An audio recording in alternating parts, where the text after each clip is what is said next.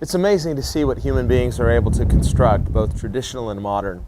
I love the traditional design of historic buildings like this, and also I love the modern design of modern buildings, and we see a real beauty in what man is able to design. And yet, with all of man's creative ability, we do see the spark of the divine in man's ability to create. It's something that animals don't have. Animals are not able to create like humans can, and yet with all of man's ability, we are unable to construct something that abides forever. There is a temporalness to man's ability to make things. And what we see ultimately is that nature itself teaches us all things lead to decay.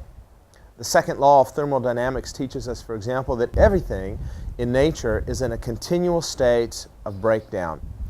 And so we see that as innovative and as creative as man possesses the potential to be, yet all of our innovation and all of our creativity ultimately in this natural world leads to destruction.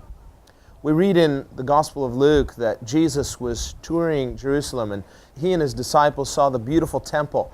Now, the temple was one of the great ancient wonders of the world, and it was absolutely beautiful to behold.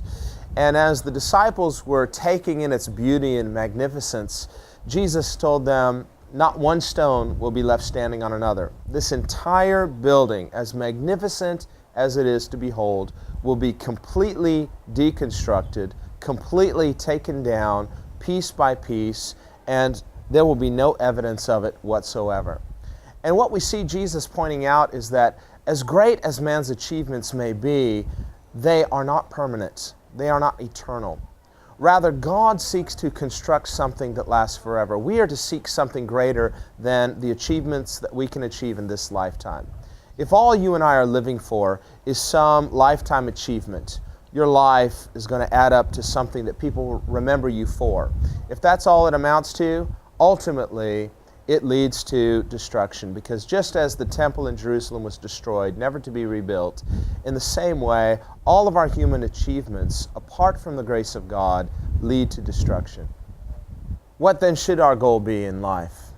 Jesus speaks of an eternal temple. Remember, Jesus said in John chapter 2, tear down this temple and in 3 days I will rebuild it. He was speaking of the temple of his body. He was speaking of his own resurrection. He's also speaking of the temple of the church, because we collectively, as children of God, are living stones fit together into an eternal temple, not made by human hands, but made by the hands of God himself. Our goal in life, then, is to become that eternal temple, not made with human hands, that abides forever. There is a destruction of things in the natural, but God in this present time is building a temple that will endure forever, and he invites each of us to become part of that eternal plan.